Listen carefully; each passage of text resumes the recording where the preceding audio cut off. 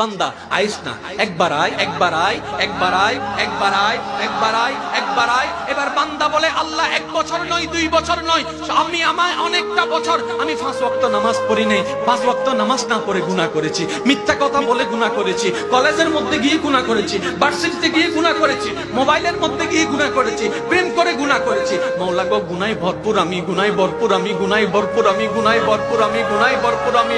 মাওলা, তোমার দেওয়া নিয়ামত খেয়েছি, তোমার দেওয়া নিয়ামত রিজিক খেয়ে দেহটাকে শক্তিশালী বানিয়ে তোমার জমিনে দাঁড়িয়ে তোমার হুকুম অমান্য করেছি, তোমার নবীর হুকুম অমান্য করেছি। ও মাওলা, ও মাওলা, আমার তো বড় লজ্জা লাগে, একটা ভুল করলে কারো সামনে যাওয়া যায় না, মাথা নিচু করে রাখতে হয়। আমি তো 1000টা ভুল করেছি মাওলা।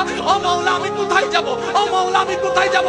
আল্লাহ পাক বলে, বান্দারে, পৃথিবীর শ্রেষ্ঠ উদাহরণ মায়ার জন্য, মমতার জন্য, দরদের জন্য, মমতার জন্য মায়ের উপমা দেওয়া হয়, মায়ের উপমা দেওয়া হয়। ও বান্দা, তুই শোন, তুই শোন, কখনো যদি দেখিস তোর মায়ের দরজা তোর জন্য বন্ধ হয়ে যায়, তখন তুই এতটুকু বিশ্বাস থাকবি তোর রহমানের দরজা তোর জন্য খোলা আছে।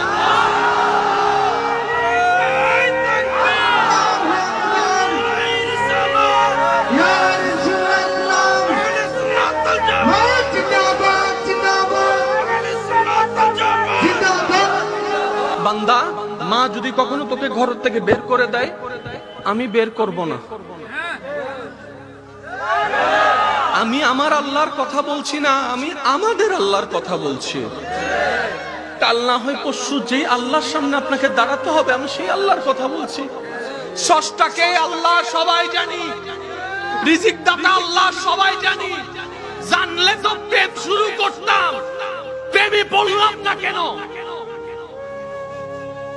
আফসোস আমাদের, ভালোবাসি কাউকে, কোন ছেলেকে কিংবা